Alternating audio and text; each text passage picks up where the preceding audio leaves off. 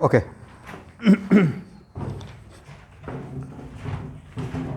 लिखिए सम unstable light nucleus, some unstable light nuclei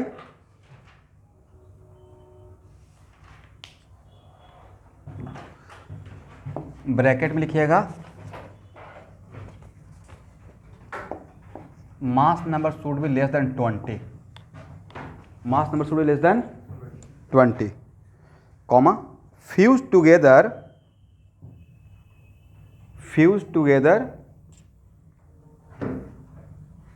comma the binding energy per nucleon increases, fuse together binding energy per nucleon increases. इसका मतलब है कि अगर दो न्यूक्लियस मान लेते हैं कि जिसका मास नंबर 10 और 10 है, वो आपस में अगर फ्यूज करके एक बड़ा न्यूक्लियस जिसका मास नंबर 20 हो गया, तो अनस्टेबल न्यूक्लियस बनेगा या स्टेबल न्यूक्लियस बनेगा? स्टेबल न्यूक्लियस बनेगा अकॉर्डिंग टू डायग्राम, देखे थे ना, करेक्ट। दैट्स वाई यहाँ पर, लेकिन मैं बताया था कि जब ऐड करेंगे तो उसका मास नंबर 56 से कम होना चाहिए, इसलिए मैं बोल रहा हूँ कि एटॉमिक मास नंबर कितना, लेस देन 20 में जनरली ये टेंडेंसी रहेगा।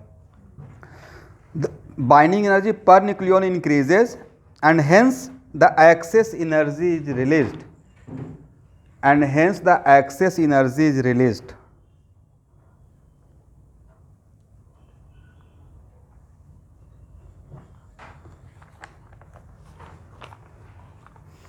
और स्टूडेंट जनरली बोर्ड में सब्जेक्टिव में अगर ये टॉपिक है सिलेबस में, तो जनरली प्रोटोन साइकिल का रिएक्शन लिखने के लिए आ सकता है।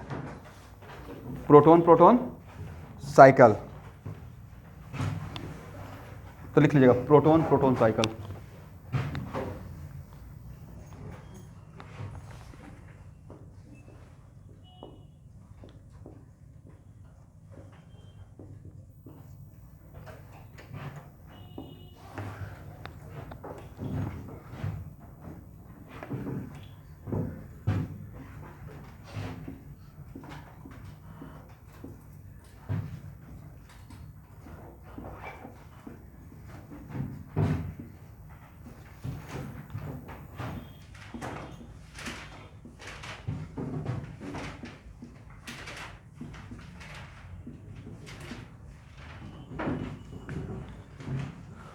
देखिए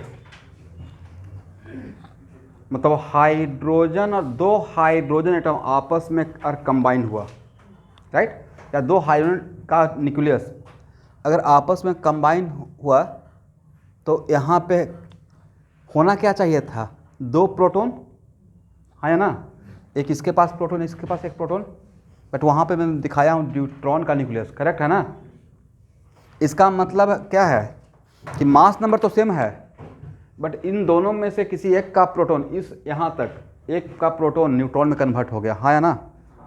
तब प्रोटॉन जब न्यूट्रॉन में कन्वर्ट होगा तो क्या बनता था, न्यूट्रॉन अब प्लस पॉजिट्रॉन अब प्लस न्यूट्रिनो, इसलिए मैंने ए और ए दिखाया, समझ में आ गया। चलिए ये सन में जो फ्यूजन हो रहा है ना, वही मैं दिखा रहा हूँ। नाउ 1H1 अब प्लस 1H2,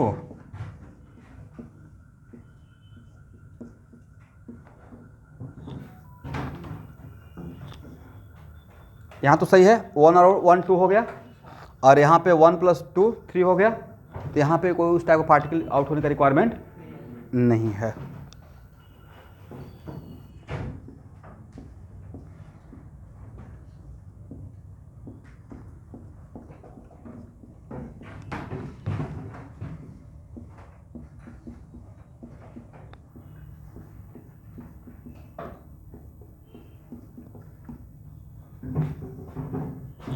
चलिए यहाँ से फर्स्ट ऑब्जेक्टिव, पहला ऑब्जेक्टिव यह है कि पूछा जाएगा कि प्रोटोन साइकिल जो सन या स्टार में जो हो रहा है, उसमें लास्ट में बन क्या रहा है, हीलियम बन रहा है। क्या बन रहा है, हीलियम का न्यूक्लियस, करेक्ट है। हीलियम एटम बोलिए, अगर एटम से स्टार्ट किए तो यहाँ पे एटम रहेगा। नेक्स्ट, यहाँ पे कितना चाहिए? हीलियम 3 2 ना, बट इसमें मिला कितना है? 1, तो इसमें कितना से मल्टीप्लाई करना पड़ेगा भाई? 2 से। और इसका 2 मिलने के लिए ये भी तो 2 चाहिए, तो इसको भी कितना से मल्टीप्लाई करना पड़ेगा? 2 से। और अब इन तीनों को, तो अब यहाँ बताइए ओवरऑल, यहाँ ऑब्जर्व कीजिए, ओवरऑल कितना हाइड्रोजन कंज्यूम हुआ और कितना प्रोड्यूस हुआ? देखिए, तो यहाँ पे 4 खर्च हुआ है या ना, यहाँ पे 2 खर्च हुआ, तो 4 और 2 6 खर्च हुआ, और लास्ट में जाकर मिला कितना? 2। तो एक क्वेश्चन नेक्स्ट ऑब्जेक्टिव हो गया कि प्रोटॉन प्रोटॉन साइकिल में, 1 कंप्लीट साइकिल में ओवरऑल कितना हाइड्रोजन एटम खर्च हो रहा है? 4 खर्च हो रहा है। रही तो सन का एनर्जी सोर्स है, जिस दिन वहाँ पे हाइड्रोजन एटम ख़त्म, तो सन का लाइफ, और उसको आने में अरबों साल लग जाएगा अभी। बट एक्चुअली वहाँ पे जो सन का जो एनर्जी प्रोड्यूस हो रहा है, तो उसमें कौन सा प्रोसेस है? फ्यूजन का प्रोसेस। और किसका फ्यूजन? हाइड्रोजन। यही ऑब्जेक्टिव है ना कि सन में कौन सा गैस जल कंबसन तो हो नहीं रहा है, तो वहाँ से एनर्जी कहाँ से आ रहा है? तो आ रहा है फ्यूजन के प्रोसेस से। किसका फ्यूजन? प्रोटॉन हाइड्रोजन का, हाइड्रोजन के न्यूक्लियस का। और बन क्या रहा है? हीलियम का न्यूक्लियस। और 1 कंप्लीट साइकिल में कितना हीलियम का न्यूक्लियस बनता है? 1 बनता है। तो ओवरऑल क्या हुआ? ओवरऑल नेट ऐड करेंगे तो भाई, जब इसको ऐड कीजिएगा तो नहीं लगता कि ए और एक कैंसिल हो जाएगा? ओवरऑल तो आपको ये नजर आएगा ना भाई।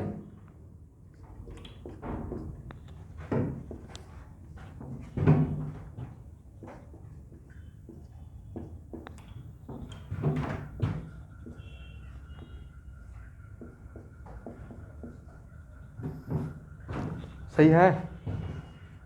ऐड करने के बाद करेक्ट है ना?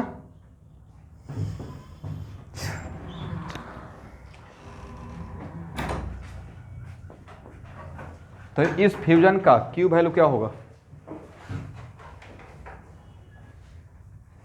Q वैल्यू बताइए। सॉरी, यहाँ पे 2E प्लस रहेगा ना, 2 से मल्टीप्लाई किए हैं, और 2 न्यूट्रिनो रहेगा। इसको रट लीजिएगा, 2-3 बार प्रैक्टिस करना पड़ेगा आपको, ठीक है?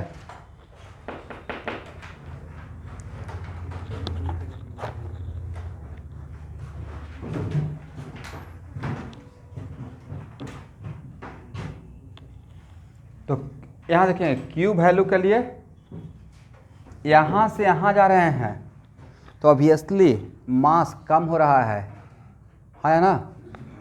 ओवरऑल एनर्जी रिलीज होगा, तो Q वैल्यू के लिए क्या लिख सकते हैं? 4 इंटू मास ऑफ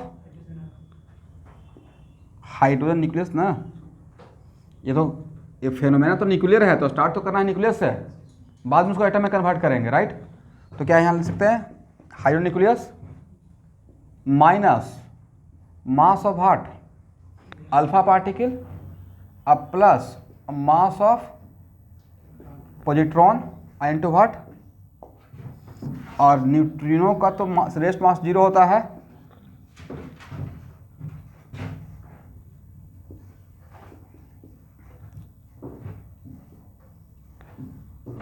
करेक्ट है एवरीवन? इसमें कितना हम लोग इलेक्ट्रॉन ऐड कर दें, ये न्यूक्लियस का मान रहे हैं, राइट? तो ये एटम में कन्वर्ट हो जाए, बोले 4, तो क्या हो जाएगा? 4 mass of plus 4 into mass of electron minus alpha अब plus 4 into mass of electron plus 2 into mass of, सही है ना? अब यहाँ पे क्या बन जाएगा? Mass of hydrogen atom 4 into mass of what? और माइनस इसमें कितना इलेक्ट्रॉन इसे दे दिया जाए, तो एटम बन जाएगा मास ऑफ हीलियम 4, करेक्ट? अब plus 4 into mass of electron, positron का मास और इलेक्ट्रॉन का मास डिफरेंट रहेगा, सेम रहेगा, सेम रहेगा। बाकी तो डेटा वैल्यू दिया रहेगा तो कैलकुलेट तो कर लेंगे। चलिए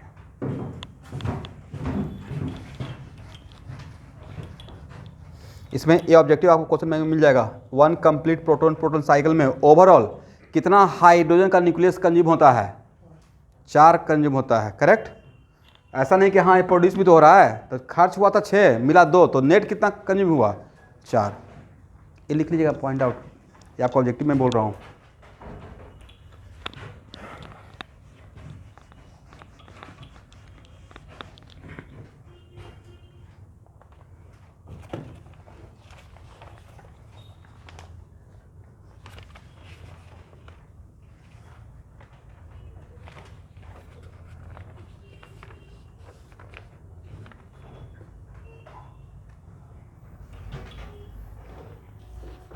एक क्वेश्चन बनाइए तो।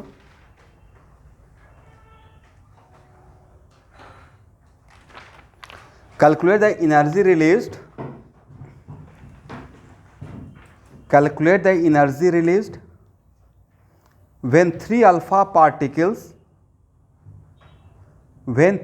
particles combine to form C12 nucleus. Calculate the energy released when 3 alpha particles combine together form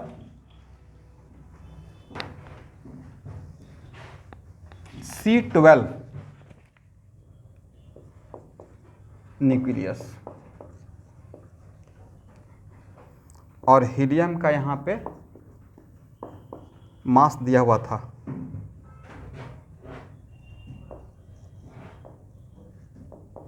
atomic mass of this one is 4.002603 U।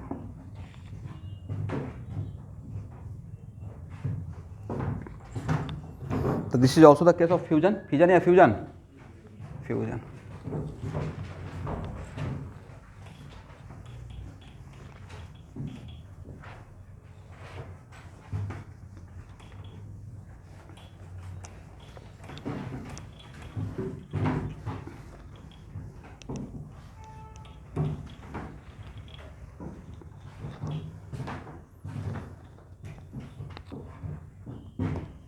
यही है ना?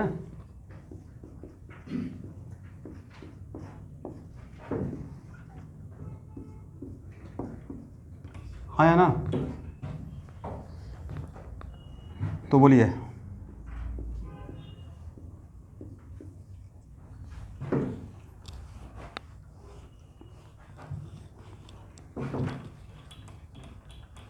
Q वैल्यू इक्वल टू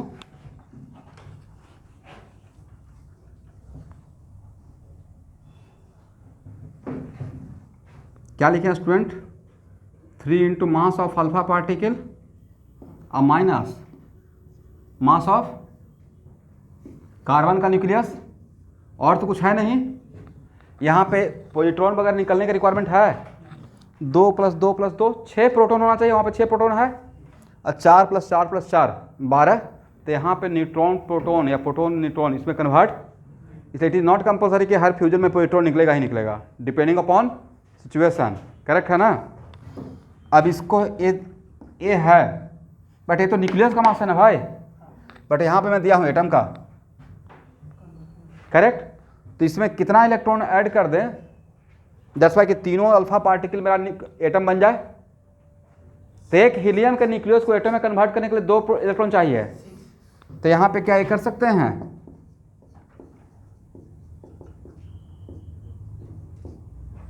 सही है।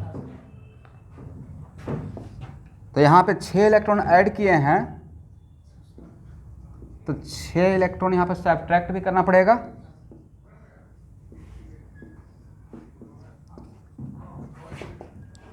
तो क्या यहाँ पे लिख सकते हैं 3 into mass of helium atom, start किए थे न्यूक्लियस से, कन्वर्ट किए, और यहाँ पे मास ऑफ कार्बन एटम बोल दें, कौन सा कार्बन? C12। और C12 भी तो मोल कॉन्सेप्ट में रेफरेंस था। C12 का एग्जैक्ट मास होता है 12 AMU। कितना होता है? ये मेरा रेफरेंस था। करेक्ट ना एवरीवन? अब बाकी काम तो आपका रहेगा। सर वही काम तो बहुत मुश्किल है। बाकी यहाँ तक तो हम लोग भी आ सकते हैं। 2603 -12 इंटू यू को बाहर ले आए जो कि क्या था? AMU into C²। और AMU इंटू C², ये वैल्यू मैं आपको हेल्प कर देता हूँ, 931.5 मेगा इलेक्ट्रॉन वोल्ट। यहाँ के बाद मैं डायरेक्ट आंसर लिख दूँ। आंसर है 7.27 मेगा इलेक्ट्रॉन वोल्ट। कैलकुलेशन करके मिला लीजिएगा। Answer is 7.27 mega electron volt.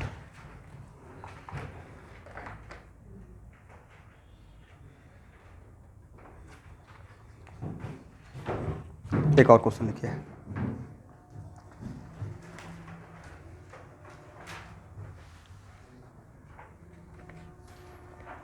Consider 2 deuteron, question, consider 2 neutron moving towards each other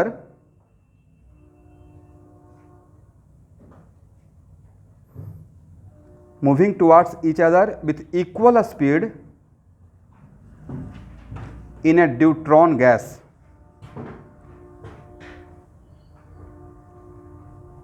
Full stop. What should be their kinetic energy? What should be their kinetic energy? Bracket में लिख लीजिएगा when they are widely separated। मतलब initially क्या मान लेंगे? Initial में बहुत wide separation में था। ये बात बोलने का क्या मतलब है? वाइडली सेपरेशन का मतलब है कि हाँ, केमिस्ट्री में 1 सेंटीमीटर भी उसके लिए इनफाइनाइट डिस्टेंस का काम करेगा। तो वाइडली सेपरेशन का मतलब है कि there is no any interaction of coulombic force. Correct, ये मेन सेंस था। Widely separated, bracket close, so that the closest separation between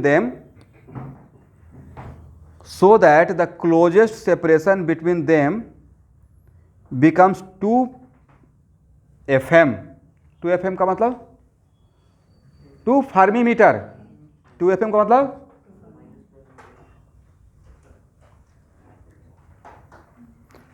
इसमें at what temperature will the neutron have this kinetic energy on an average? At what temperature neutron have this kinetic energy on an average?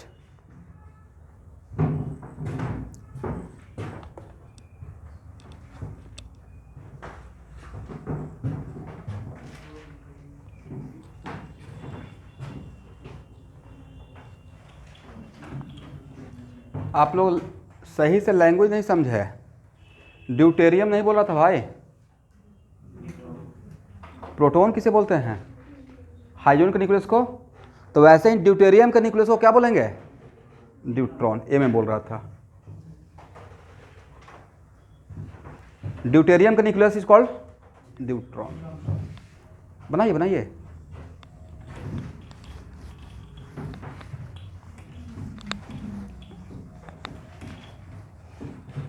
इसका मतलब ये ना, this is एक, अरे लिख रहे हैं न्यूक्लियस, तो मास नंबर तो सेम रहेगा, सॉरी एटॉमिक नंबर तो सेम रहेगा। तो ये 2 न्यूट्रॉन है और इसको आपस में क्लोज आना है। तो इनिशियल में ये इनफाइनाइट सेपरेशन पे था। करेक्ट। और क्लोजेस्ट सेपरेशन कितना बोल रहे हैं? जो भी क्लोजेस्ट सेपरेशन दिया हुआ है। तो क्लोजेस्ट सेपरेशन का मतलब ये हुआ कि वहाँ पे आकर कम्स इनटू रेस्ट। तो रेस्ट होगा, उसके पीछे का वजह रहेगा रिपल्सन। क्या वजह रहेगा? किसका रिपल्सन? प्रोटॉन का। न्यूक्लियस है ना, तो न्यूक्लियस में कूलम्बिक रिपल्सन का मेन सोर्स क्या रहेगा? इसमें कितना प्रोटॉन? 1। इसमें कितना प्रोटॉन? 1। तो क्या है, हम लोग यहाँ पे कंजर्वेशन ऑफ मैकेनिकल लगा दें इस सिचुएशन से इस सिचुएशन का। अगर इस सिचुएशन को फर्स्ट बोलते हैं, इसको सेकंड बोलते हैं, तो total initial mechanical energy must be total final mechanical energy. और इनिशियल में मैकेनिकल एनर्जी के नाम पे कूलम्बिक फोर्स तो है नहीं, वाइडली सेपरेटेड, तो 2 इंटू वाट इसका काइनेटिक एनर्जी, इसका काइनेटिक एनर्जी है ना, कन्वर्टेड इनटू, अब फाइनली काइनेटिक एनर्जी क्या रहेगा, 0, तो 1/4 पाई एप्सिलॉन नॉट, बोलिए, into charge of proton into charge of proton और डिवाइडेड बाई आर। तो आर कितना,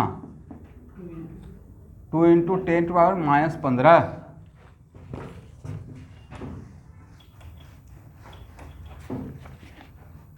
तो काइनेटिक एनर्जी इक्वल टू हो गया, इसका वैल्यू 9 इंटू 10⁻, कितना 9, और ये क्या रहेगा भाई 1.6 इंटू 10⁻⁻19 का स्क्वायर और डिवाइड बाय,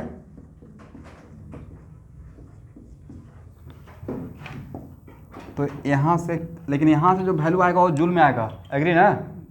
तो काइनेटिक एनर्जी कितना हो जाएगा, 9 इंटू 10⁻9 डिवाइडेड बाई 4, ये 2 यहाँ चला गया, इंटू 1.6 इंटू 10⁻⁻19 का स्क्वायर। करेक्ट, यहाँ तक आ गए। अब बोला गया है कि अगर वो काइनेटिक एनर्जी, जिस काइनेटिक से उसको मूव कराना है, वो kinetic energy due to temperature अगर मिल रहा है, टेम्परेचर बढ़ाने से पार्टिकल का स्पीड बढ़ता है, काइनेटिक थ्योरी ऑफ गैसेस है ना, तो उसके लिए कितना टेम्परेचर का रिक्वायरमेंट है।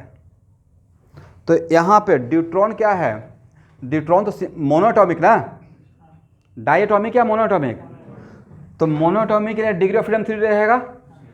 तो क्या उसके लिए हम लोग ये लिख सकते हैं सिर्फ ट्रांसलेशनल काइनेटिक एनर्जी,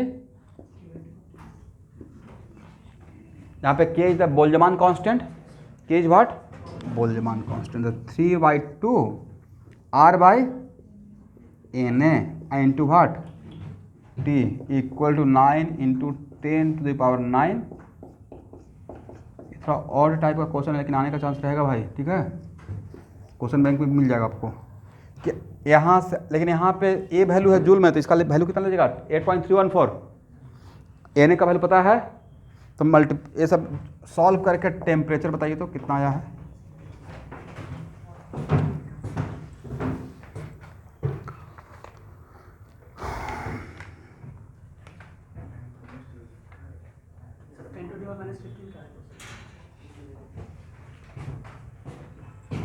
ये तो रहेगा,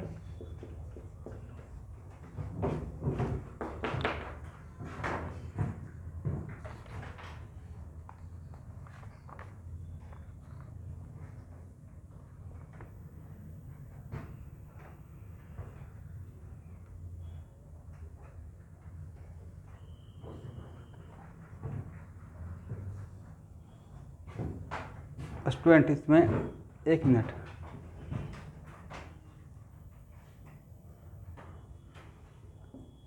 यहाँ पे एक चीज़ मैंने मिस्टेक कर दिया है, बोली तो नहीं सही सही है, या तो 1 ऑफ द का काइनेटिक है ना, सही है। यहाँ पे जो काइनेटिक है क्या 2 का लिया है या 1 का, ये 2 तो यहाँ चला गया है, 2 से मल्टीप्लाई था, 2 का था, 1 मॉलिक्यूल का था, यहाँ पे 1 एटम का, तो यहाँ भी 1 एटम का, ठीक है।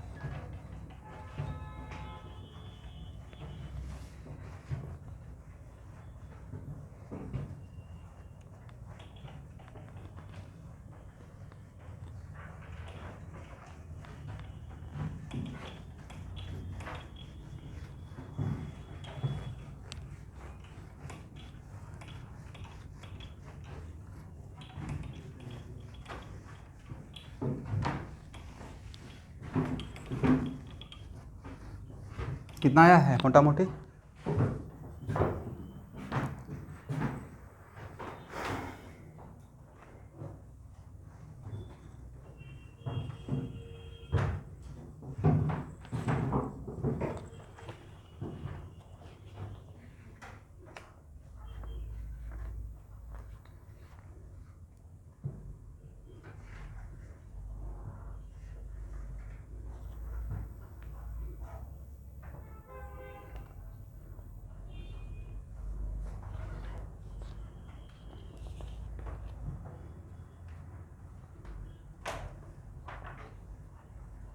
How much student answer?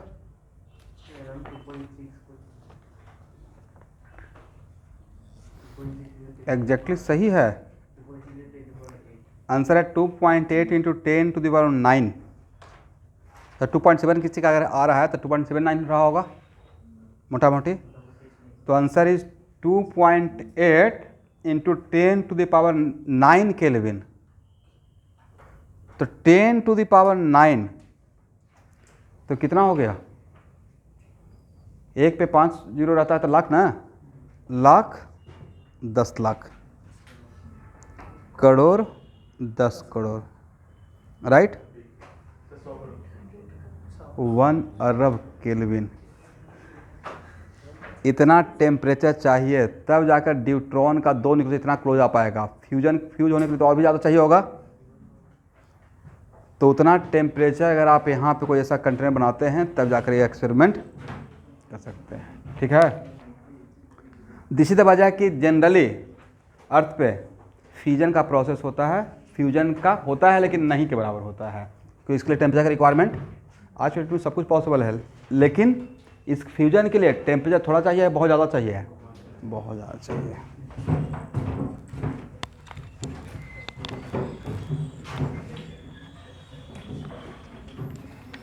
चलिए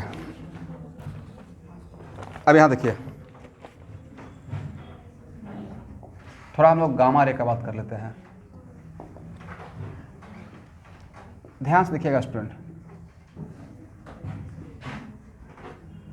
मान लेते हैं कि अल्फा डीके, यहाँ देखिएगा अल्फा डीके से ही समझने की कोशिश करते हैं। तो यहाँ पे क्या होगा, Z-2 और A-4 अब प्लस कौन सा पार्टिकल, अल्फा पार्टिकल, करेक्ट। और जो यहाँ से अल्फा पार्टिकल आउट हो रहा है तो ऐसा अरेंजमेंट में सेटअप कर रहा हूँ, लेट अस सपोज यहाँ ध्यान सुनिएगा, ऐसा अरेंजमेंट सेटअप किया गया जिसमें इस अल्फा पार्टिकल इस तरीके से इजेक्ट हो कि किसी यूनिफॉर्म मैग्नेटिक फील्ड में परपेंडिकुलरली इन करे, क्या इन करे। और यहाँ तो उस केस में हम लोग इसका मोमेंटम तो निकाल सकते हैं, स्पीड निकाल कर, राइट।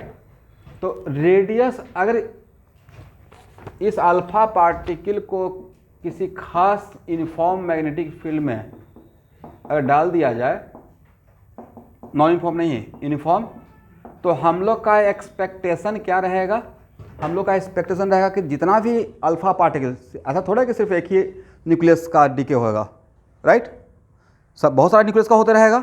तो ऑल अल्फा पार्टिकल का रेडियस mv/qv होना चाहिए, है ना, सेम नज़र आना चाहिए रेडियस। बट एम एक्सपेक्टेशन है कि radius of all alpha particle, when all alpha particle going in uniform magnetic field, then radius of all alpha particles should be equal. But experimental observation है, experimental observation है कि सारे alpha particle का, अगर मान लेते हैं यहाँ से इन कर रहा, सपोज कीजिए अल्फा पार्टिकल, करेक्ट, तो इस तरीके का मिलते रहता है सर, डिफरेंट मिल रहा है।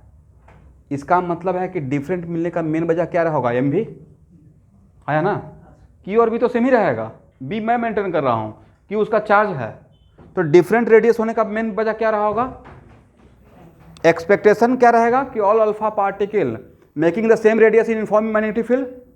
बट एक्सपेरिमेंटल ऑब्जर्वेशन, ये एक्सपेरिमेंटल है, एक्सपेक्टेशन वो था, ये क्या है, एक्सपेरिमेंटल ऑब्जर्वेशन। इसका मतलब है कि सारे अल्फा पार्टिकल को सेम काइनेटिक एनर्जी नहीं मिल रहा है। और सेम काइनेटिक एनर्जी रहता तो हम लोग एम भी इक्वल टू क्या 2m के नहीं लिख लेते, हाँ है ना, डी ब्रोगली से हम डिराइव किए थे। इसका मतलब all alpha particle are not decay या out with same kinetic energy. उसके पीछे का वजह ये रहता है कि हम लोग जो सिचुएशन यहाँ पे डील किए थे उसमें न्यूक्लियस के एनर्जी स्टेट को इग्नोर करके चले थे। बट यहाँ पे एक्सपेरिमेंटल ऑब्जर्वेशन से यहाँ से पता चला कि इसका मतलब है कि different alpha particle out with या decay with different kinetic energy. तो भाई होना चाहिए था इक्वल, इस खास सिचुएशन के लिए होना चाहिए था इक्वल। इसके हर न्यूक्लियस का जो अल्फा पार्टिकल रहता है उसका स्पीड सेम होना चाहिए था। डिफरेंट क्यों हो रहा है? तो डिफरेंट होने के पीछे का वजह है कि ये जो डाउटर न्यूक्लियस आउट हो रहा है, एक न्यूक्लियस का भी अपना एक एनर्जी स्टेट होता है। कौन सा स्टेट? तो अगर ग्राउंड स्टेट पे रहेगा तब सबसे ज़्यादा काइनेटिक निकल लेकर जाएगा तो सबसे बड़ा रेडियस बनाएगा। बट यहाँ पे ये भी प्रॉपर, तो जैसे इलेक्ट्रॉन का एनर्जी स्टेट के बीच का गैप बिल्कुल फिक्स है ना, वैसे किसी पार्टिकुलर न्यूक्लियस के एनर्जी स्टेट का भी फिक्स रहेगा, कुछ भी नहीं रहेगा। तो हो सकता है कि यहाँ मैं लिखवा दूंगा उसमें मैं जो बोलना चाह रहा हूँ। तो actually different alpha particle making different radius in the uniform magnetic field, it means some amount of energy absorbed by daughter nucleus and goes into what? Excited state। तो बड़ा ज़्यादा एक्साइटेड स्टेट में जाएगा तो कम काइनेटिक मिलेगा, और कम kinetic मिलेगा तो छोटा रेडियस बनेगा। ज़्यादा और कम एनर्जी स्टेट में जाएगा तो इसका बढ़ जाएगा। करेक्ट है। इस एक्चुअली इसका पीछे का मेन वजह क्या था? न्यूक्लियस का एक्साइटेड स्टेट में जाना। और वापस ये डायग्राम समझ में आ गया? इसको मैं लिखवा दूंगा। वापस जब ये न्यूक्लियस ग्राउंड स्टेट में आएगा तब यहाँ से फोटोन रिलीज करेगा। इसी फोटोन का नाम क्या है? गामा रे है। समझ गए?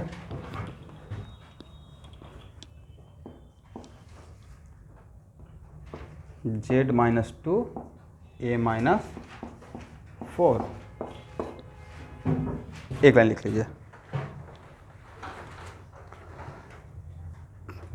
Experimentally it has been observed that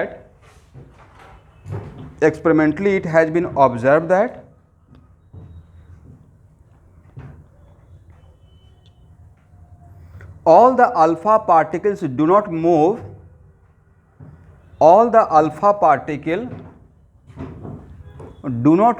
in the circle of same radius, but they move in circle having different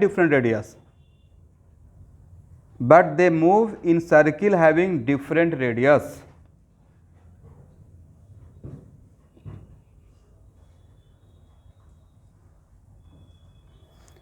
This shows that they have different kinetic energy.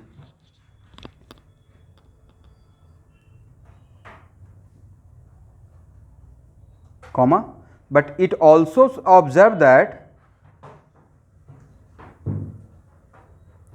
it is also observed that they follow circular path of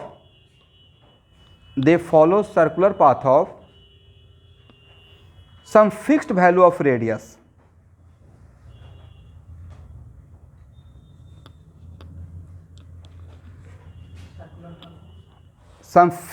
circular path of some fixed value of radius, मतलब a radius में कुछ भी radius नहीं हो जाएगा।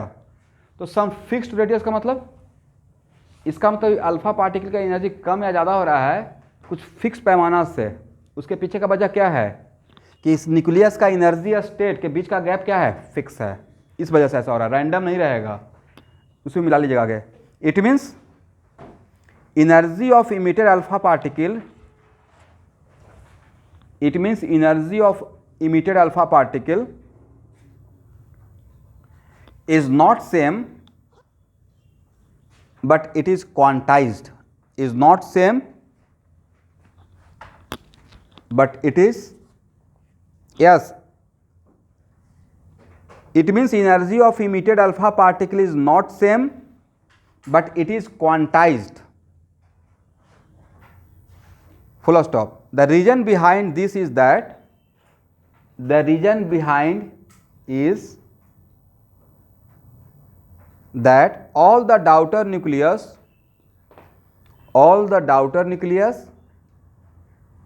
produced are not in their ground state, produced are not in their ground state, but some of the daughter nucleus may be produced in their excited state.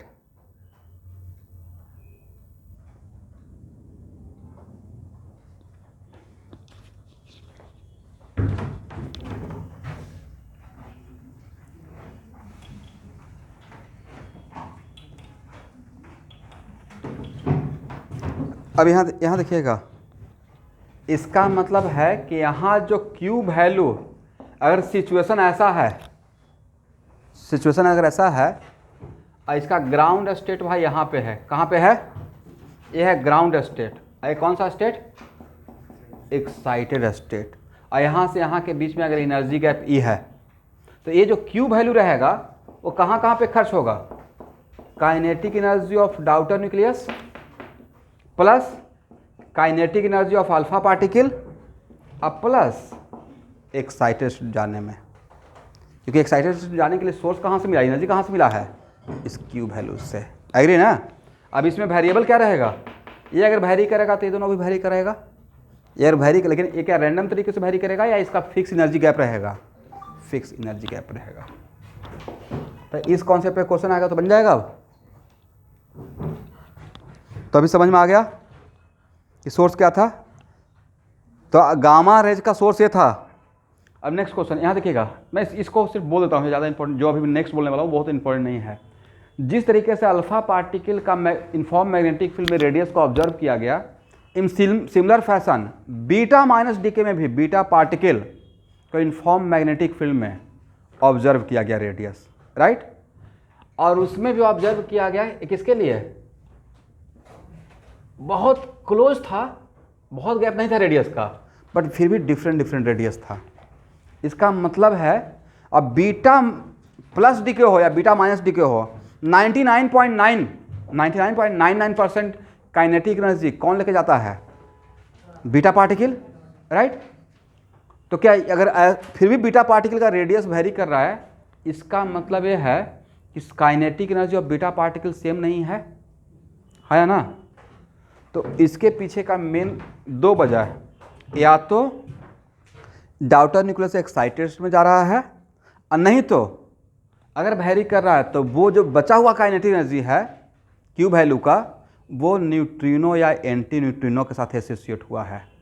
और ये भी एक रीजन था एक थर्ड पार्टिकल को इंट्रोड्यूस करने का, neutrino anti neutrino को इंट्रोड्यूस करने का। एक तो था conservation off spin momentum, right, और दूसरा ये रीजन था कि जो एनर्जी यहाँ पे है, अगर ग्राउंड स्टेट मान लेते हैं कि बीटा माइनस डीके हो रहा है और मेरा डाउटर न्यूक्लियस ग्राउंड स्टेट में ही है, even if daughter nucleus is in ground state, और फिर भी अगर उसका रेडियस वेरी कर रहा है, इट मीन्स व्हाट कि बीटा पार्टिकल और डाउटर न्यूक्लियस के बाद भी एक कोई थर्ड पार्टिकल है जो एनर्जी थोड़ा ले रहा है, तो क्या रह सकता है, समझ रहे हैं कि मैंने किसको कांस्टेंट कर दिया, डाउटर न्यूक्लियस को ग्राउंड स्टेट में ही सोच लिया। अब फिर भी अगर रेडियस वेरी करता है तो बाकी रेस्ट एनर्जी किसके साथ एसोसिएट हो रहा है, न्यूट्रिनो या एंटी न्यूट्रिनो। तो ये भी एक रीजन था उसको इंट्रोड्यूस करने का। चलिए स्टूडेंट, एक वैल्यू बना, एक क्वेश्चन आई तो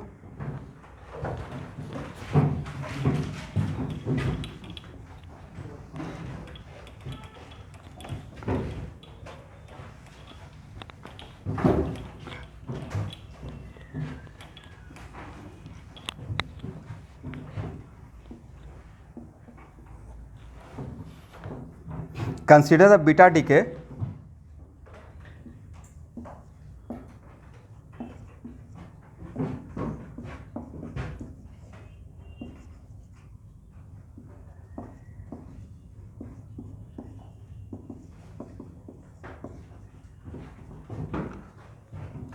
where mercury a star represent, यहाँ देखिए, where a star represent what, represent a mercury nucleus in excited state, मैं क्वेश्चन का पार्ट बता रहा हूँ, यहाँ देखिए, तब तक क्वेश्चन खत्म हो जाएगा। Where Hg star represent mercury nucleus in an excited state at a energy 1.088 mega electron volt above the ground state. Mega electron volt above the, जो बोर मॉडल में जो इलेक्ट्रॉन का डी एक्साइटेशन होता है उसमें इलेक्ट्रॉन वोल्ट में रहता है भाई वैल्यू, है ना, राइट। यहाँ पे कहाँ पे है, एक गामा रे है, correct. Mega electron volt above the ground state, above the ground state. What can be the maximum kinetic energy of electron emitted, what can be the maximum kinetic energy, maximum को underline कीजिए, maximum kinetic energy of electron emitted.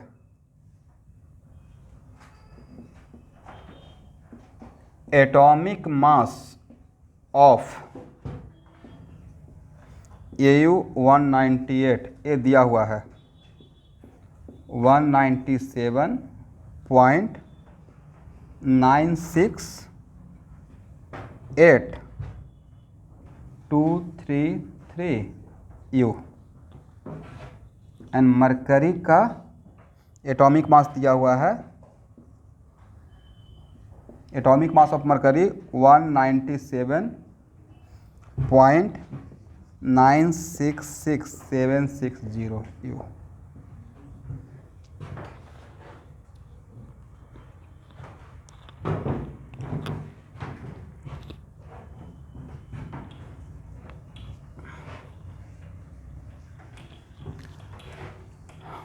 अब beta minus DK, देखिए student आप लोग सिर्फ calculation कर लीजिएगा, आसान वाला काम मैं टैब वाला मैं कर देता हूँ। Q value beta minus decay में क्यू वैल्यू का फॉर्मूला क्या था, जहाँ तक मुझे पता है क्यू वैल्यू का फॉर्मूला था mass of AU minus mercury into what C²। अब बीटा प्लस या बीटा माइनस में क्यू वैल्यू ही तो काइनेटिक में कन्वर्ट होता है, बट अब यहाँ पे क्यू वैल्यू किस में खर्च हो रहा है, kinetic energy of beta minus अब plus kinetic energy of AU अब प्लस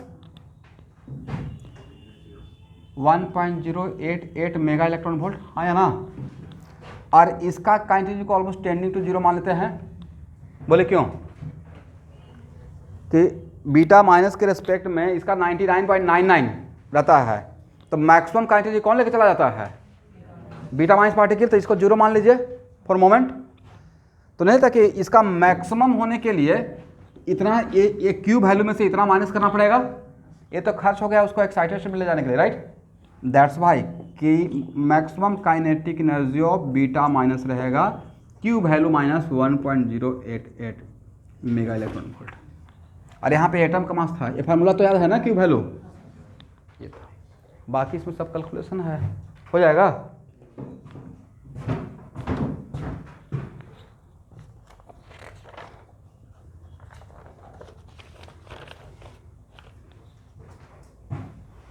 इसको हटाएं, क्वेश्चन समझ में आ गया है।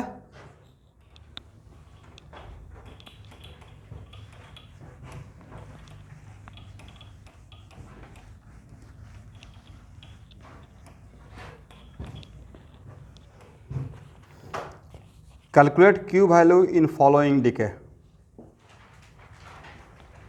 Calculate Q value in following DK.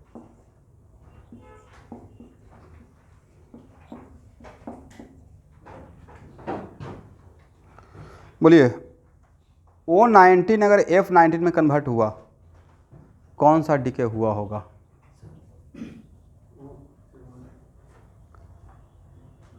Oxygen becomes fluorine, oxygen का न्यूक्लियस बिकम्स फ्लोरीन का न्यूक्लियस, एक प्रोटॉन बढ़ना पड़ेगा, इसका मतलब neutron convert into what, proton, तो एक पॉजिटिव पार्ट नेगेटिव पार्टिकल भी तो आउट होना पड़ेगा, बीटा माइनस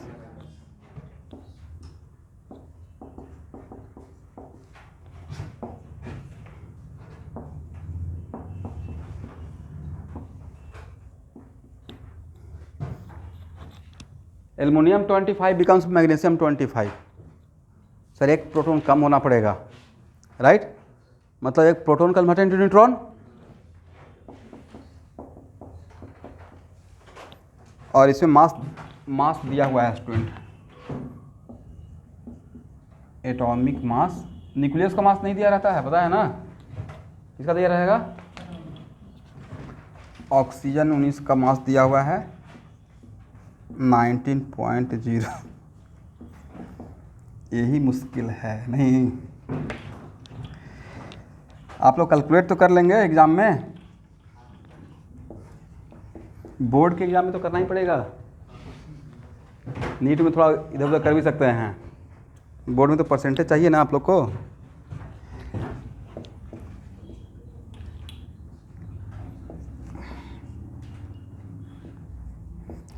ऐसा क्वेश्चन आने का चांस कम रहेगा भाई, लेकिन थोड़ा रहेगा, बट सारा क्वेश्चन थोड़ा ऐसा रहेगा।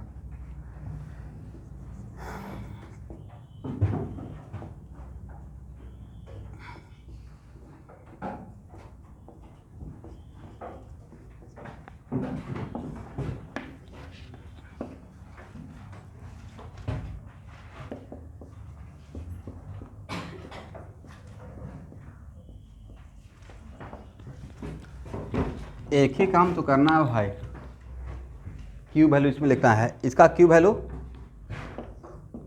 इसका तो रटा हुआ था, हाउ मच?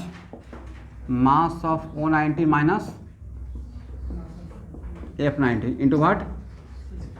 C², ये हो जाएगा। और इसका क्यू वैल्यू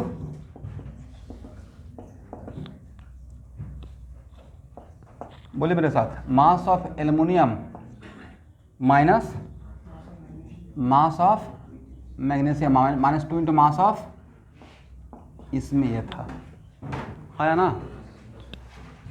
और इसको ब्रैकेट ओपन कर लीजिएगा, हो जाएगा ना?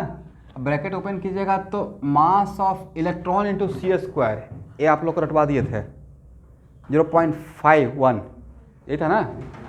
Rest mass energy of electron या पॉजिट्रॉन तो सेम ही रहेगा 0.51 मेगा इलेक्ट्रॉन वोल्ट। इसलिए इलेक्ट्रॉन का अगर नहीं भी दिया रहेगा तो उसको रट लीजिए, कितना होता है? 0.51 मेगा इलेक्ट्रॉन वोल्ट, करेक्ट है? इस ब्रैकेट ओपन करके ऐसे इसको सॉल्व कर लीजिएगा।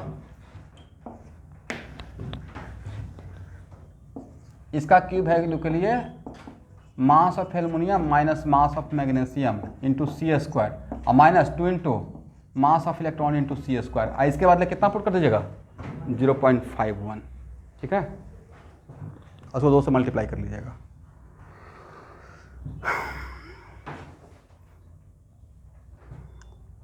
और यहाँ पे कैलकुलेट करके वैल्यू भी दिया हुआ है।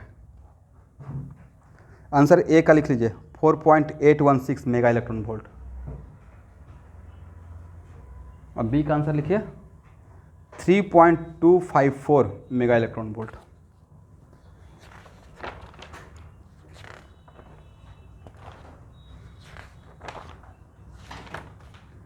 ए का आंसर था 4.816, इसका आंसर था 4.816 मेगा इलेक्ट्रॉन वोल्ट, और इसका आंसर था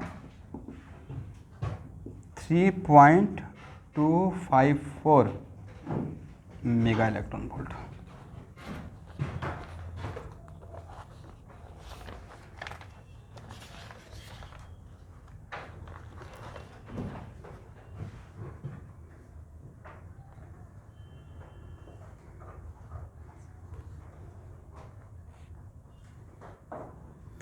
पिछले क्लास में आप लोग को binding energy of alpha particle solve करवाए थे,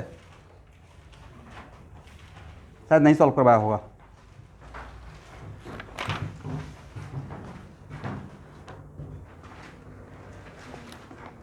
लिखिए तो, calculate binding energy of alpha particle from the following data.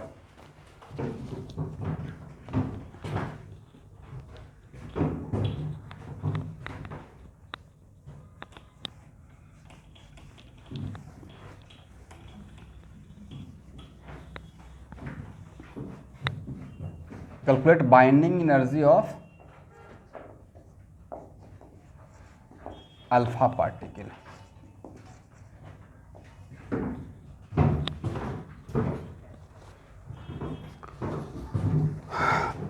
और इसका दिया हुआ है mass of 1H1 atom.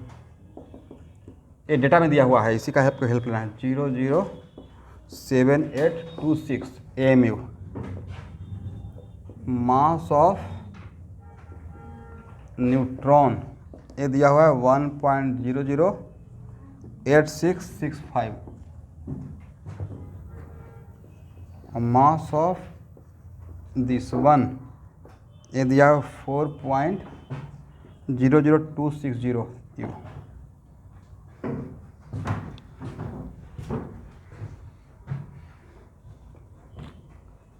Four point zero zero, ये जीरो है student, 26 A small you they रहा हूँ, AMU।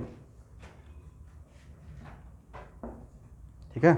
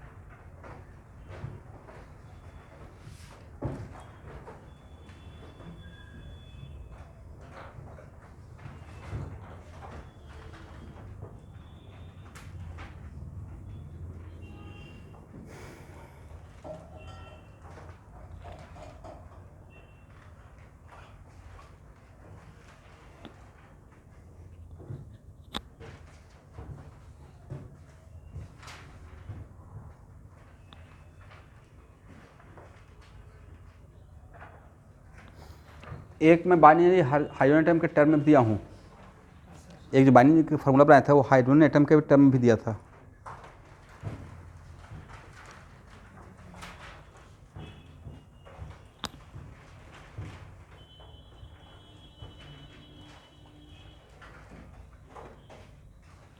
अब मानते एग्जाम में अगर भूल ही गए तो स्टार्ट यहाँ से करेंगे ना।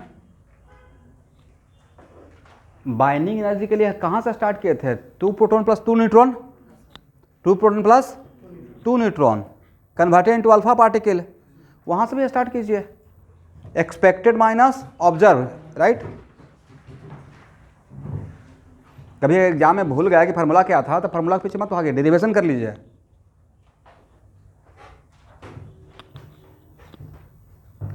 ये आप लोग छोड़ रहे हैं, क्वेश्चन बन जाएगा, कैलकुलेशन हो जाएगा।